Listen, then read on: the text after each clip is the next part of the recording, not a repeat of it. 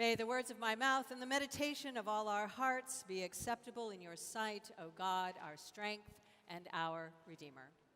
Amen.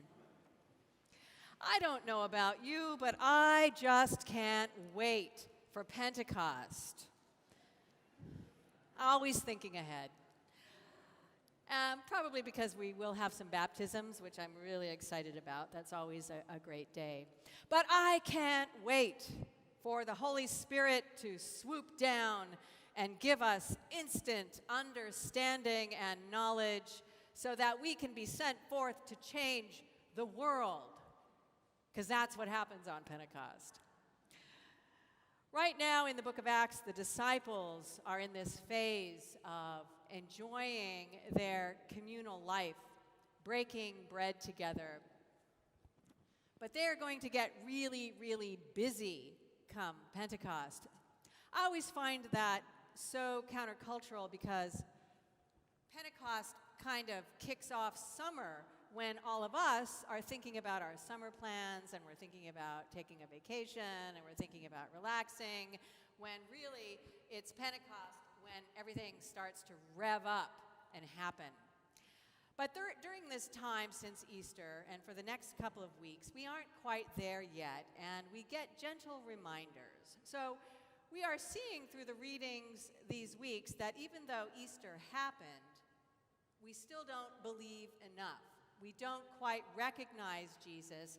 We don't yet know the way for sure, and we're still kind of leading with a little bit of doubt. So I can't wait until Pentecost when the breath of God mingles with our own and we are set forth, courageous and humbled, out to the nations to do what needs to be done, without fear, without doubt, or disbelief. Because if you are like me, the first thing you do in the morning is flip through the news stories on your phone, wondering what anxiety-producing event has happened overnight. I just need to know how anxious I need to be today. You can just see there's so much to do. There's a lot to do. But from a pastoral perspective, we may not be quite ready, so this is our time. This is our time to focus, to discern, in breaking bread together, to get centered, and to not be distracted. So we have about another month or so before Pentecost, so we can spend these few weeks of the Easter season marinating in who Jesus is so we don't get distracted, to remember the basics. I'm so sorry about this microphone. I don't know what's going on, but if it pops, I apologize. Who is Jesus? That's what we need to focus on during these weeks, because there's a lot of work to be done. And we need Jesus in our muscle memory. We need the effects of the resurrection to be second nature.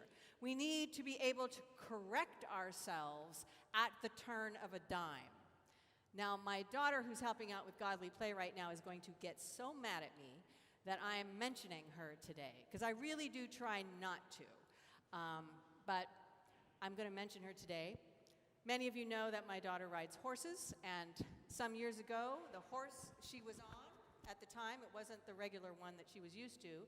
She got on this horse for a lesson, and the horse got spooked, or it was just being a jerky horse. And the horse took off at a really fast pace. All of a sudden, just going around the ring, galloping, and my daughter didn't yet know how to gallop. And this was some years ago. And she was just hanging on for dear life. And you don't hang on by the reins when you're riding a horse. You hang on with your legs. That's the only thing that's keeping you on that horse. So there's nothing else to hold on to. And so she was going around and around and around so fast, and she was like, and I was standing there, nothing I could do. She was saying, I can't, I'm gonna fall, I'm afraid, Mommy, I'm afraid. And I was like, just nothing I can do, just horrified. And what happened, though, was her training and her instincts kicked in, and she was able to keep herself on that horse, and she was able to listen to the commands of her instructor, her teacher, and she was able to do what she needed to do with the reins to get the horse to stop. And she just literally, when the horse stopped, just went, and like fell to the ground, right? Horrifying. I was just horrified. But what that tells me is that, we need training. We need our training to kick in so that Jesus is second nature, so that no matter what happens in the world, we know how to respond. We know how to react. We know what we need to do because we've been working our whole lives for this, and this is what we are going to do. So that's what these weeks of Easter are about, resting in Jesus, setting the foundation so that the voice of the shepherd will pierce through the distractions and the noise all around us. No, we're going to hear a different voice. We're not going to hear this voice. We're not going to react to this voice every single morning we wake up. With so much chaos out there, more so than ever before, we can't just let everything spin us out of control.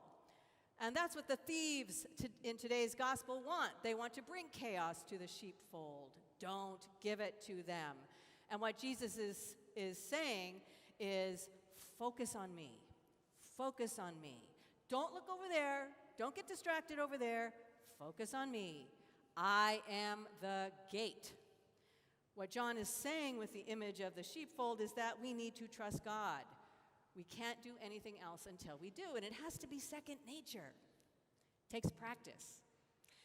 We have Psalm 23 today. This is a psalm that many of us have memorized. Well, we actually probably know the King James Version a little bit better, but we see and hear Psalm 23 at most funerals, and our context for the psalm in our lives is that it brings us peace of mind. There's a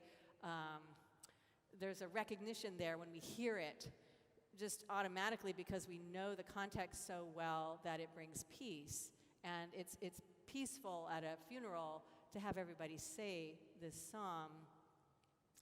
Though I walk through the valley of the shadow of death, I shall fear no evil.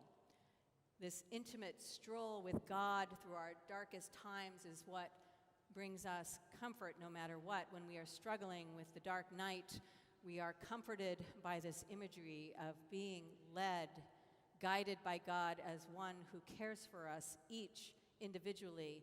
To be that important as individuals in God's eyes is a truth that is almost too hard to believe, that we as individuals, each and every one of us on our own, is that worthy. We need to trust in that. So we take time today to remember to trust God in this image of Jesus as the Good Shepherd. Now, the shepherd leads the sheep into the protection of what's called a sheepfold. And all the little ones in Godly Play are learning about that today. It's a great story. And this is a round stone structure where the sheep would sleep out in the open. And there'd be thorny shrubs around the top of the sheepfold to keep the wild animals and the wolves and thieves from getting in at the sheep. And the shepherd would often sleep in the opening of the sheepfold and guard the sheep like a gate. So in order to get to that sheep, you had to get through the gate, or the shepherd that was lying there. Jesus says, I am the gate. Don't try to climb over the thorns. I'm right here. Come through me. Come through me. Focus on me. Trust me. Don't be distracted. I am the voice to listen to.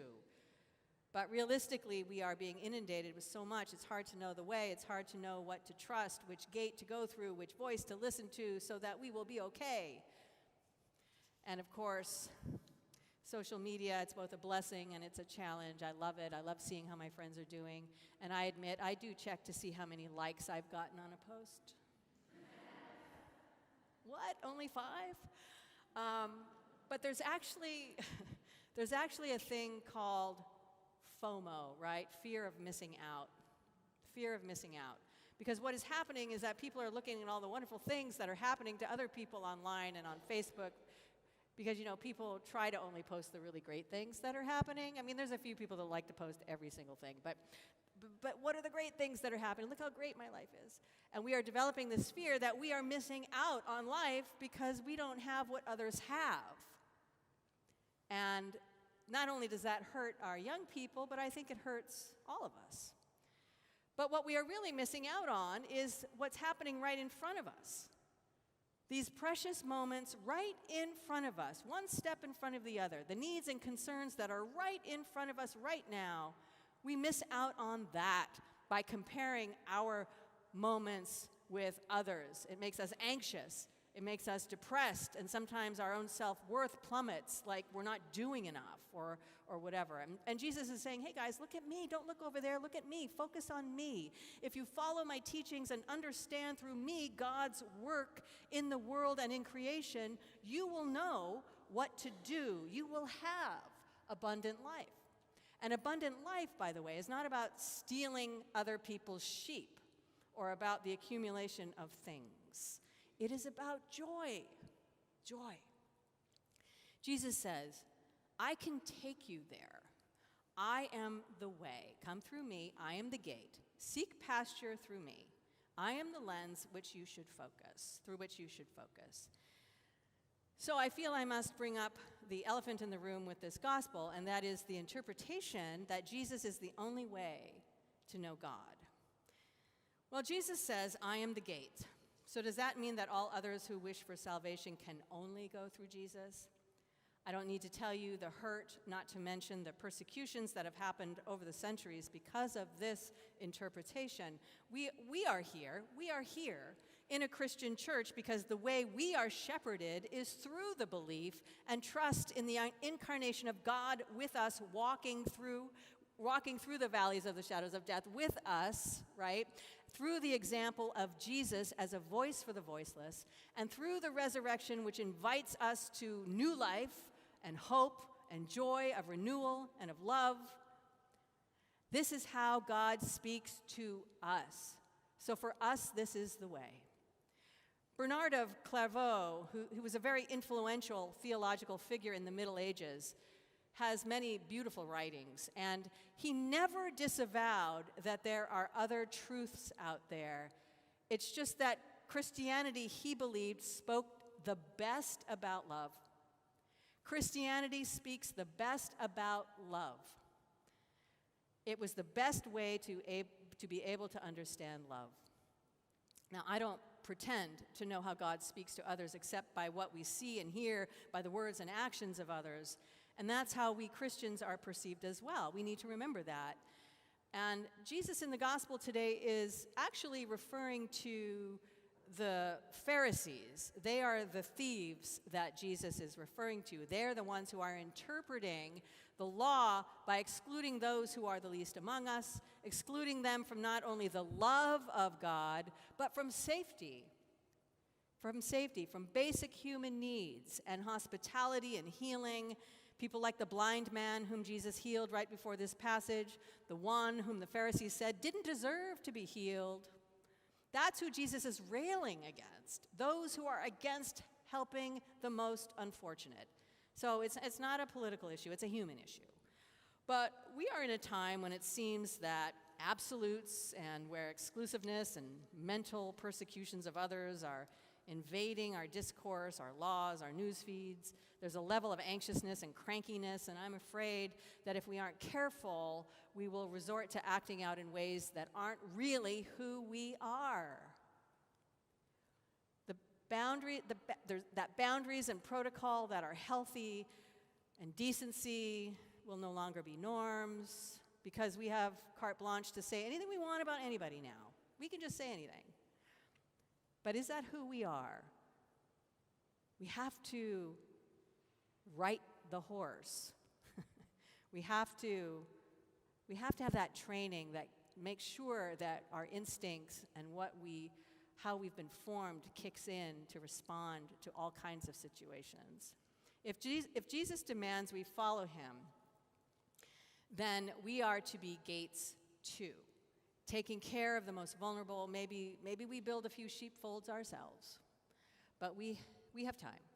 Pentecost is a few weeks away, but I invite you to take this time. Take the bulletins home. Learn Psalm 23 if you don't know it. When you feel you're getting distracted, repeat it to yourself. I think I'm probably going to do this instead of reading my news feed first thing in the morning. But rest in the safety, in the knowledge that God walks intimately with us. Really take that in and know how living with this trust feels, so that no matter what happens in your life, no matter what happens to you, because not everything is good, I understand, whatever happens, you will know how to respond. And begin to think about how it might feel to others who fear the wolves howling around, trying to get in. Because something tells me that when so much is going on in the world, summer may be a much busier time than we may anticipate.